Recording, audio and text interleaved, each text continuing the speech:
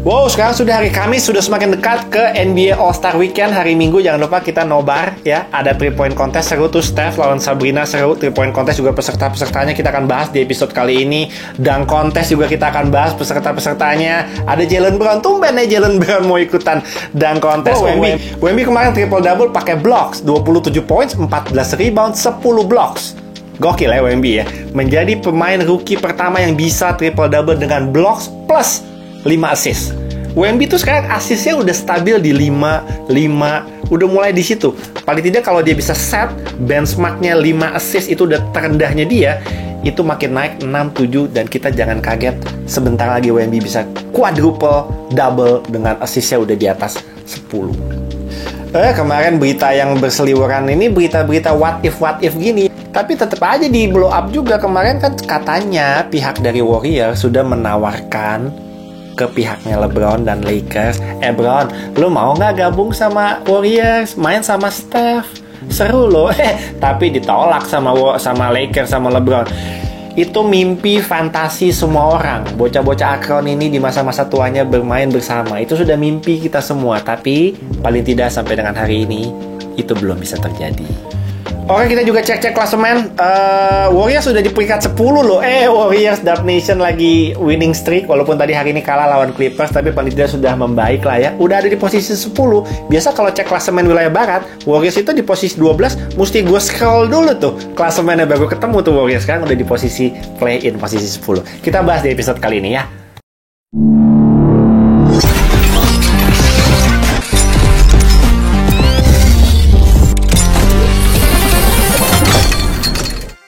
Ngobrol NBA episode 107. Guys, sekarang sudah hari Kamis. Sudah nyoblos kemarin, hari Rabu libur. Teman-teman yang udah nyoblos juga, paling tidak apapun hasilnya, siapapun yang menang, udah ketahuan sih siapa yang menang kayaknya, walaupun belum real count. Tapi siapapun yang menang mudah-mudahan bisa membawa Indonesia ke arah yang lebih baik untuk 5 tahun ke depan. Mudah-mudahan ya, gue doain siapapun yang menang, gue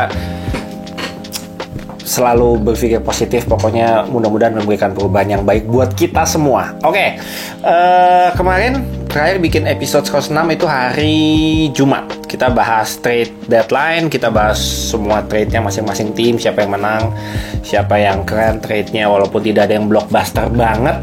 Tapi paling tidak adalah nama-nama yang gue rasa bisa memberikan perubahan ke tim barunya. Kayak New York Knicks tuh misalnya Bojan, Alec Burks gitu-gitu, itu keren. Dallas Mavericks, Daniel Gafford tuh menurut gue itu sangat membawa perubahan, dan dia yang bisa dibilang menjadi missing piece-nya Dallas buat nemenin si Derek Lively. Sekarang juga udah beberapa game main buat Dallas juga Daniel Gafford. Keren banget mainnya.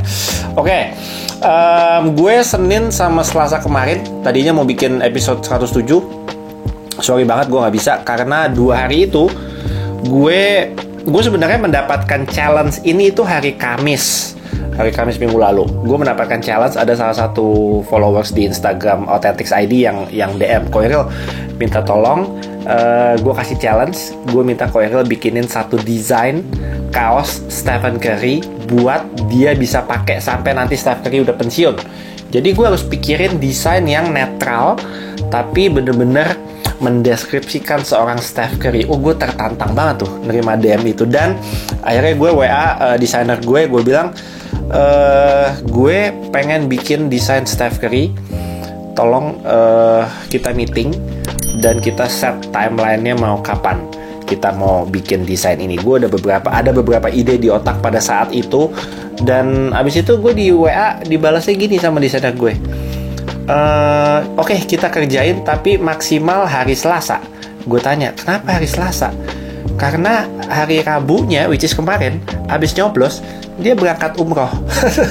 Dia berangkat umroh sampai tanggal 20 berapa gitu dia umroh. Gue bilang, waduh, berarti kita harus kejar hari Senin Selasa, kita meeting seharian, kita bahas, kita brainstorm bareng, kita pikirin desainnya seperti apa. Akhirnya dalam waktu 2x24 jam itu, akhirnya desainnya Steph Curry sudah selesai. Gue sudah menuntaskan misi gue ke si followers itu. Gue ada posting juga di Instagram kemarin, dan teman-teman thank God semua seneng banget dengan hasilnya. Dan akhirnya hari ini kita sudah rilis tadi jam 2 siang. Tadi gue ribet banget tuh sampai jam 2 siang gue udah rilis. kaos Steph Curry-nya dan sudah bisa di pre-book. Wah gila, gue seneng banget, udah tuntas, udah banyak banget tadi yang pesan juga.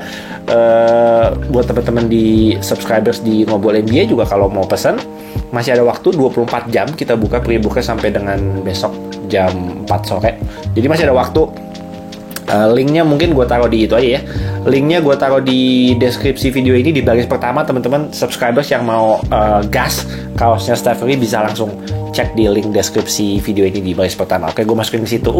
Gue puas banget, gue seneng banget, dan gue seneng banget semua fansnya Steph Curry juga senang dan puas dan happy dengan hasilnya. Gila, gue dengar feedbacknya. Wah, thank you banget guys, thank you banget. Oke, melanjutkan trade deadline yang kemarin sudah selesai hari Jumat, ada 2 nama yang ya kita udah familiar lah sama nama-nama ini yang akhirnya bergabung dengan tim baru melalui pasar buyout. Yang pertama tentunya adalah veteran Kyle Lowry yang dari Miami Heat kemarin di trade deadline, paket sama Terry Rozier ya kemarin ya, itu di trade ke Charlotte Hornets. Ngapain juga dia di Charlotte Hornets, kan ya nggak jelas juga ngapain. Akhirnya di buyout dan sekarang bergabung ke Sixers. Oke lah, menurut gue bakal kepake banget, mau menitnya juga mungkin hanya 15, di bawah 20 menit gitu, tapi paling tidak presence seorang Kyle Lowry, veteran dan pengalaman jam terbangnya dia mungkin bisa menjadi mentor juga buat point guard yang ada gitu ya, kayak si Tyrese Maxey, tentunya juga ada DeAnthony Melton di situ, pemain-pemain yang memang masih muda dan butuh guidance dari seorang mentor. Menurut gua Kyle Lowry perannya di situ mungkin bisa akan sangat membantu. Tapi untuk kalau dia masih sanggup buat main 15 menit, 20 menit ngasih kontribusi off the bench, ball handler, playmaker, menurut gua bisa sangat membantu banget buat Sixers. Nama yang berikutnya adalah si Kyrie. Mirip sih kayak Kyrie, mukanya kalau dari angle tertentu mirip kayak Kyrie, tapi dia adalah Spencer Dinwiddie.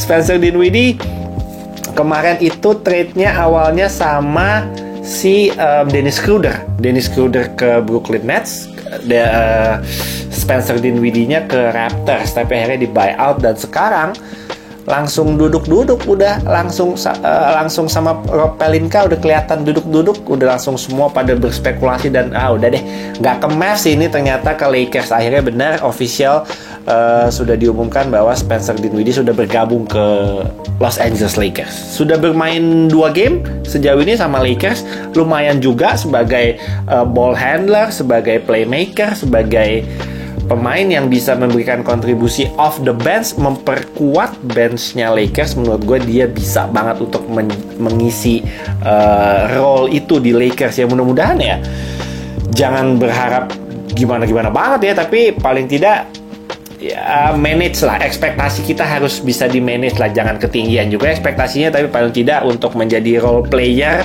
menjadi playmaker, ball handler, point guard, off the bench, menurut gue Spencer Dinwiddie itu udah di atas rata-rata lah, walaupun tidak selalu stabil dan konsisten, tapi mudah-mudahan. Ngomong-ngomong point guard Lakers, si Gabe Vincent tuh kemana ya? Wah, kupret nih Gabe Vincent nih. Gabe Vincent tuh sebenarnya salah satu off-season signingnya Lakers yang paling hot sebenarnya, paling bisa diharapkan untuk bisa memberikan perubahan ya. Tapi dia nggak main-main, dia sejauh ini di musim ini main berapa game? Paling di 5 game paling ya. Dan itu sih jelek mainnya memang, tapi mudah-mudahan, coba gue cek ya. Gabe Vincent. Oh, Maret dia udah bisa main, diharapkan Gabe Vincent Maret sudah bisa main. Siapa tahu Gabe Vincent nanti Maret main di Lakers abis cedera lama, mungkin bisa jadi kayak Jalen Brunson lo mainnya lo. Ngimpi dulu. Gabe Vincent mainnya tiba-tiba jadi kayak Jalen Brunson. Ya itulah, nanti kalau ada Gabe Vincent tuh lebih deep lagi tuh backcourtnya Lakers, mudah-mudahan. Tapi kalau ngomongin Lakers ini sekarang, kalau kita lihat klasemen di wilayah barat ya, sampai dengan tanggal 14 di Amerika kan masih tanggal 14 ya. Lakers kan di posisi 9, Warriors udah di posisi 10 loh. Utah sekarang udah turun ke 11, Houston Rockets ke 12. Tadinya Tadinya Warriors tuh masih di bawah-bawahnya Utah tuh, tapi sekarang udah naik ke posisi 10, which is sudah di zona play-in. Ya mudah-mudahan naik terus ke posisi-posisi yang lebih aman, tapi paling tidak sekarang udah di play-in lah. Kemarin kan kalau nge-scroll klasemen nyari Warriors tuh masih di bawah-bawah tuh, masih di 12 gitu. Jadi mesti di-scroll dulu klasemennya. Kalau sekarang nggak, udah di posisi 10. Udah winning streak juga kemarin kalau nggak salah, sempat 5 game winning streak. Tadi kalah, hari ini kalah tadi lawan Clippers. Seru juga tuh game-nya, panas juga tuh game-nya.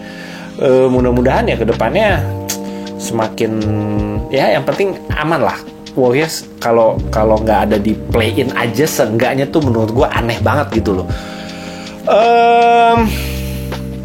Wemby Wemby absurd. Wemby, kalau ngomongin Wemby mah udah, pokoknya kalau soal Rookie of the Year, Wemby udah hampir pasti 99,8% Wemby Rookie of the Year. Udah, Chat udah, perbincangan Wemby sama Chat sudah berakhir. Chat udah ada di dunianya sendiri, Wemby sudah ada di dunia lain. Jadi Wemby kemarin triple double pakai blocks ya, 27 points, 14 rebounds, 10 blocks. Bisa quadruple double tuh kemarin, karena turnoversnya 7, tapi itu kan jadi jelek ya, jadi cacat gitu. Jadi untungnya triple double tapi pakai blocks. Itu dia mencetak berbagai rekor itu kemarin tuh, menjadi rookie pertama dalam sejarah NBA yang bisa triple double pakai blocks plus 5 assist. Itu rekornya macam-macam tuh. Rookie keempat yang mencetak triple double dengan blocks bla bla bla, itu banyak deh pokoknya milestone-nya Wemby di game kemarin itu pas dia triple double tuh banyak. Jadi kita udah mesti membiasakan diri melihat Wemby dengan stats absurd triple double dengan blocks-nya ke depannya. Menurut gue itu akan menjadi satu hal yang biasa kalau untuk Wemby ke depannya ya, dengan blocks ya, triple double dengan blocks, malah bisa quadruple double dengan assist. Karena Wemby pernah triple double dengan assist. Jadi dia kalau soal playmaking menurut gue makin kesini sudah semakin oke. Paling tidak assistnya di 2 game terakhir aja udah stabil di 5 assist. Ya sebelumnya 4 assist, 3 assist, 7 assist pernah. Tapi di 2 game terakhir udah stabil di 5 assist. Kalau dia sudah bisa men-set benchmarknya, dia harus bisa 5 assist atau lebih secara stabil, konsisten. Menurut gue dia nanti untuk bisa sesekali 10 assist dan juga pakai 10 blok, pakai double digit rebound dan tentunya poin, itu menurut gue satu saat itu sangat-sangat bisa menurut gue. Tinggal menunggu waktu aja. Apalagi kalau ngomongin Wemby ya, dia main ya, teman-teman bisa cek di minute play-nya Wemby selama bulan Februari dia nggak pernah nyentuh di atas 30 menit. Dia main tuh nggak pernah lebih dari 30 menit. Dia main 27 menit, 28 menit. Selalu dijaga di batas itu.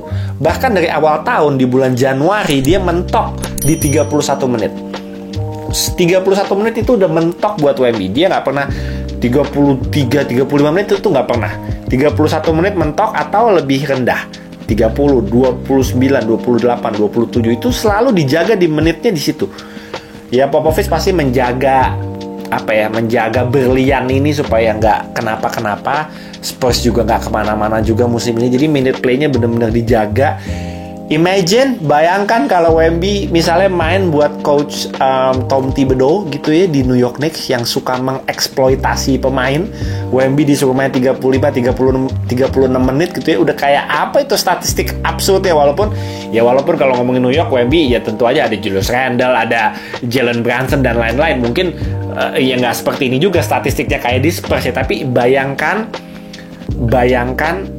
Tom Thibodeau ngelatih Spurs deh. Wemby tuh bakal dieksploitasi.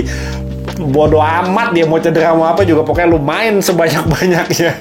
Ya nanti kita lihatlah di tahun keduanya Wemby nanti playing time-nya pasti lebih banyak, dia jam terbangnya juga makin lebih banyak. Ya, gila, gue rasa triple double itu akan jadi hal yang biasa nanti buat Wemby. Quadruple double juga menurut gue dia satu-satunya pemain yang menurut gue paling mungkin bisa quadruple double dengan skill setnya itu Wemby. Nggak tahu, gue belum bisa membayangkan ada pemain lain bisa quadruple double di era sekarang ini. Menurut gue nggak ada sih selain yang di otak gue sekarang. Selain Wemby tuh nggak ada. Chat juga enggak lah kayaknya. Ya teman-teman, kalau ada nama lain yang menurut kalian bisa quadruple double selain Wemby, boleh juga mention di kolom komentar siapa. Karena gue saat ini, detik ini, gue gak kepikiran nama lain yang mungkin bisa melakukan itu. Wemby gokil sih. Wemby tuh kalau ngomongin Wemby ya, ngomongin rookie tahun ini, lu bayangin ya, ngomongin soal kategori blocks di NBA, jumlah blok di NBA musim ini yang terbanyak, dua yang terbanyak itu adalah Wemby sama Chet, which is dua-duanya adalah rookie. Lu bayangin bro, dari sekian banyak big man, dua yang memimpin NBA dalam jumlah blocks musim ini adalah Wemby sama Chet, dua-duanya rookie. Ada pemain tahun kedua, Walker Kessler kalau nggak salah di urutan keempat. Itu pemain sophomore tuh, tahun kedua tuh Walker Kessler di urutan keempat. Ya sisanya masih ada lah, AD, Daniel Gafford, Nick Claxton dan lain ada tuh. Tapi Brook Lopez gitu-gitu itu kan pemain-pemain veteran ya. Tapi rookie man, dua teratasnya dipegang oleh rookie. Gila man, NBA is in good hands. NBA nggak akan pernah kekurangan bintang ya, gokil NBA. Adam Silver musim ini keren deh. Tadi udah pada ngeliat pre-game-nya Steph ya. Pre-game-nya Steph nembak dari tunnel dari full court gitu, masuk gitu, gila.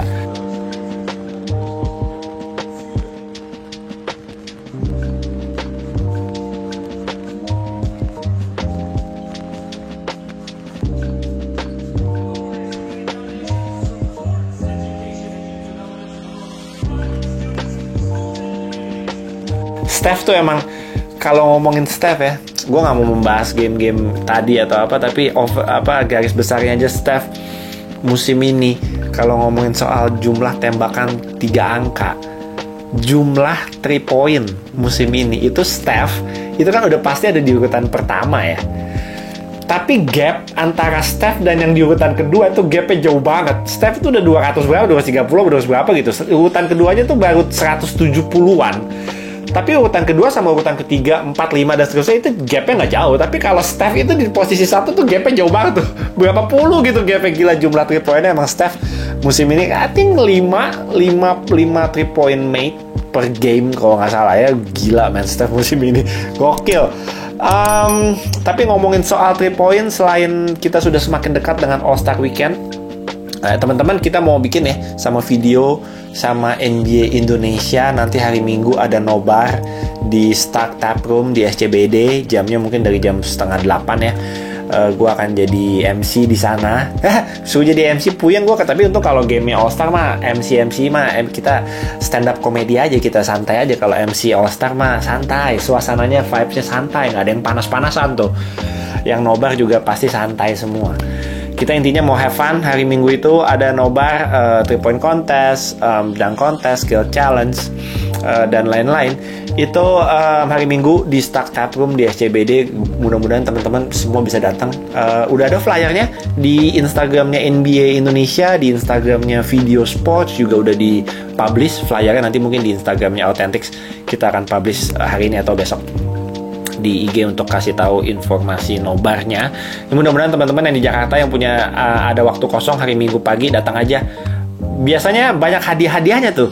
Dari video ngasih hadiah, dari gue nanti ngasih hadiah, dari NBA Indonesia juga pasti ada hadiah-hadiahnya. Oh, hadiah-hadiahnya keren-keren deh pokoknya deh. Jadi datang ya, yang bisa datang hari Minggu. 3 point contest udah keluar nama-namanya. Kalau teman-teman yang belum tahu nama-nama peserta 3 point contest, ini mungkin gue munculin aja sekalian, gue coba sebutin satu-satu ya. Ada Malik Beasley dari Milwaukee Bucks, ada Jalen Brunson dari New York Knicks, ada Hali Pacers, ada tuan rumah ya Hali ya, ada Lillard dari Milwaukee Bucks. Milwaukee Bucks ada dua nih ya, Malik Beasley sama Lillard. Ada Lauri Markkanen dari Utah Jazz, Speedy Mitchell dari Cavs, dan juga ada Karl Anthony Towns yang pernah juga jadi juara 3 point contest. Ada Karl Anthony Towns dari Timberwolves, dan juga ada Trae Young dari Atlanta Hawks. Nah ini teman-teman silakan gas tulis di kolom komentar kira-kira menurut kalian siapa yang bakal menjadi juara 3 point contest. Karl Anthony Towns sudah pernah juara. Hali sih menarik ya, Hali sih nggak tahu deh, Hali kalau 3 point contest gini, gue gue paling seneng kan, teman-teman pasti yang follow gue udah ngikutin gue dari tahun 2013 pasti tahu kalau setiap tahun pasti gue selalu memilih yang anti mainstream. Gue nggak peduli sama yang odds-nya paling gampang gitu, paling gampang. Kalau di sini mungkin Lillard pasti odds-nya chance menangnya tinggi. Karl Anthony Towns mungkin ditaruh chance menangnya juga tinggi. Trae Young juga gue nggak tahu deh. Kalau gue milihnya pasti yang paling anti mainstream karena saya suka membela yang underdog. Jadi untuk tahun ini pilihan anti mainstream saya akan bisa nggak ya? Gue pegang Lauri Markkanen. Wah, gue pegang Lauri Markkanen aja buat jadi juara 3 point contest. Ayolah, Lauri Markkanen nih kayaknya ajaib nih, lucu nih kayaknya Lauri Markkanen nih. Oke, saya pilih Lauri Markkanen ya buat 3 point contest. Kalau untuk dunk contest, 4 nama peserta yang sudah confirm itu akhirnya paling tidak ada satu nama Jaylen Brown superstar nggak ya? Jaylen Brown tuh hitungannya superstar atau pemain bintang tapi yang sudah hampir borderline superstar. Gue gak tahu, mungkin sebagian orang ada yang menganggap Jaylen Brown itu adalah nama superstar. Kalau buat gue, Jaylen Brown itu adalah di antara superstar dan star. Jadi ada di perbatasan tuh. Superstar enggak, pemain bintang juga dia jauh di atasnya pemain bintang. Jadi paling tidak ada nama Jaylen Brown di situ tahun ini. Ada Mac McClung, sang juara bertahan. Ada Jacob Toppin. Jacob Toppin tuh adiknya Obi Toppin ya. Sama ada Jaime Jaquez Jr. dari Miami Heat. Nah, kalau kita lihat probabilitas dan odds yang sudah di-set sama bandar-bandar di Las Vegas, gue munculin nih. Di sini berdasarkan data Mac McClung yang dibilang probabilitasnya paling tinggi untuk menjadi juara back-to-back. Mac McClung itu di posisi teratas yang dianggap paling favorit untuk menjadi juara. Posisi kedua ada Jaylen Brown. Posisi ketiga ada Jacob Toppin. Dan di posisi terakhir adalah Jaime Jaquez Jr. Gue gak bisa membayangkan Jaime Jaquez Jr. dengan dang-dangnya yang kreatif sih. Belum kebayang dia sekreatif apa dia bisa ngedang. Tapi kalau in-game dunker, power dunk dan lain-lain, Jaime Jaquez sih bisa banget. Tapi untuk ngomongin soal kreativitas, gak tahu nih Jaime Jaquez nih.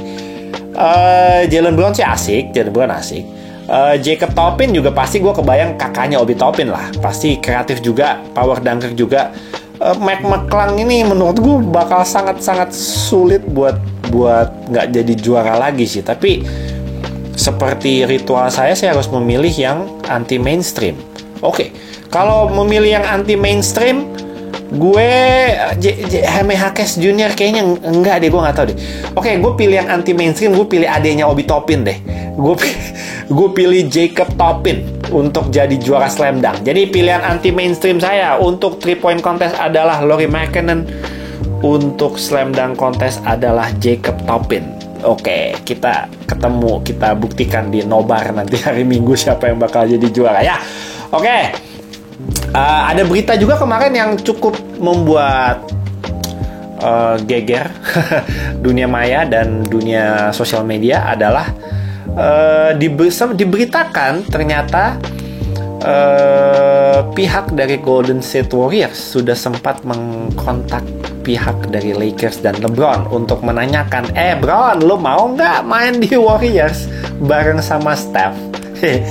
Ya kita kan udah dari lama ya sebagai fans membayangkan, mengidam-idamkan, memimpikan satu saat mungkin nanti di masa tuanya si bocah-bocah Akron ini, LeBron dan Steph bisa main bareng. Oh, kayaknya bakal keren banget ya.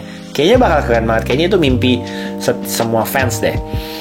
Ternyata kemarin ini, walaupun ini nggak terjadi, tapi ya biasa kan suka ada berita-berita what if gitu ya, yang keluar beritanya setelah memang sudah nggak mungkin terjadi juga. Ya itulah beritanya, katanya udah ditawarin LeBron, udah sempet dikontak, tapi LeBronnya nggak mau, Lakersnya juga nggak mau. ya gimana ya, menurut gua agak aneh aja ya kalau waktunya sekarang di tengah musim gini tiba-tiba LeBron di trade ke Warriors untuk bergabung sama Steph. Mungkin bakal keren banget. Ya kita nggak ngomongin targetnya Warriors jadi bakal gimana banget, tapi dari segi entertainment dan dari segi fans, dari segi bisnis dan lain-lain, lo bayangin aja LeBron sama Steph main satu tim bareng. Dari secara bisnis oke, dari entertainment oke, dari jualan merchandise juga menurut gue oke-oke aja sih. Itu ngomongin soal entertainment secara dari angle entertainmentnya aja. Dari segi targetnya, apakah membuat Warriors tiba-tiba langsung jadi contender juara tim terkuat di NBA detik itu sejak LeBron bergabung bersama Steph? Menurut gue enggak juga sih. Ya tapi itu tidak terjadi. Udah cukup sampai situ aja, itu tidak terjadi. Fantasy semua orang tidak terjadi. Ya mungkin nanti di tahun depan kalau terjadi kita nggak tahu. Toh LeBron juga tahun depan kan ada player option ya. Siapa tahu dia bilang udah deh, ayolah kita gas ke Golden State aja lah, ayolah gitu. Nggak mungkin juga kan Steph yang ke Lakers. Ngapain dia ke Lakers? Lakers sudah rebuild aja deh. Lakers nggak ngomongin tanking ya. Lakers nanti tahun depan rebuild aja lah, fokus pemain-pemain muda aja lah, bisa kok. Dan mau sampai kapan sih bergantung sama LeBron? Oke, segitu aja episode 107. Gue mau kasih satu shout out buat pemain. Gue kan waktu itu janji ya sama salah satu follower gue setiap episode harus mention satu pemain yang jarang dibahas sama media. Gue mau bahas satu pemain aja dari Washington Wizards. Dia adalah Deni Avdija. Itu dia gue udah suka sama Deni Avdija sebenarnya dari musim rookie. Cuma karena dia masuknya ke Washington Wizards yang paling tidak benar kalau ngedevelop pemain. Gue kesal kalau ada rookie bagus main buat Wizards. Aduh, Deni Avdija, Johnny Davis, Corey Kispert, itu kalau bener-bener dari awal-awal udah di-developnya cepat, itu udah jadi jago itu Washington Wizards. Sekarang udah nggak ada Bradley Beal, udah bisa bersaing lah Washington Wizards. Cuma ya gitu deh, pemain-pemain muda kalau dimasukin ke Wizards juga nggak jadi apa-apa juga. Kesal gue tuh selalu berpikir dari kemarin, dari musim lalu sebenarnya Washington Wizards itu harus nge-build tim ini around Deni Avdija. Jangan nge-build around Kuzma atau Jordan Poole gitu. Jangan nge-build timnya around Deni Avdija menurut gue. Ya paling tidak dia di beberapa game terakhir ini udah oke. Tadi hari ini dia 43 poin, kemarin stabil di 20-an poin. Musim ini semua statistiknya paling tidak bagus lah. Apalagi nggak adanya kemarin, udah sejak nggak ada Daniel Gafford dan lain-lain. Menurut gue dia musim ini improve banget secara statistik, secara individual statistik ya.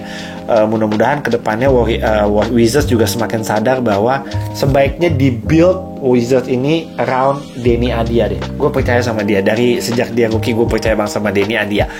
Oke, segitu aja ya episode 107. Teman-teman, again yang mau pre-book kaosnya Steph Curry, linknya gue taruh di deskripsi video ini di baris pertama ya. Waktunya cuma 24 jam, jangan menyesal.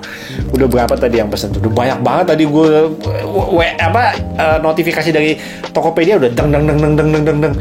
Oke, segitu aja episode 107.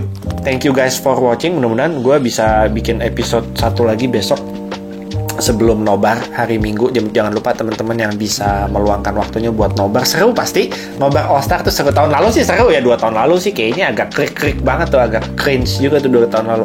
2 tahun lalu asik. Mudah-mudahan tahun ini bisa lebih asik lagi. Ada Steph sama lawan Sabrina juga kan nanti. Oke, segitu aja episode 107. Thank you guys for watching. I'll see you guys on the next episode. I'm out.